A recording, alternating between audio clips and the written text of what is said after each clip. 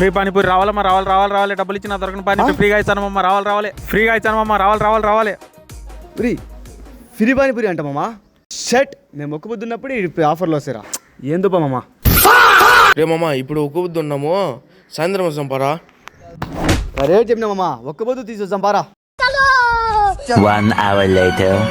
మామ పారా రే బిన్నా రే రారా రే అన్నా బిన్నా పానీపూరి బిన్నా. ఓకే. ఇదిగో నా తీసుకోరా రే తీసుకొని తిని బిన్నా. నువ్వు తీసుకో తమ్ముడు. Okay set.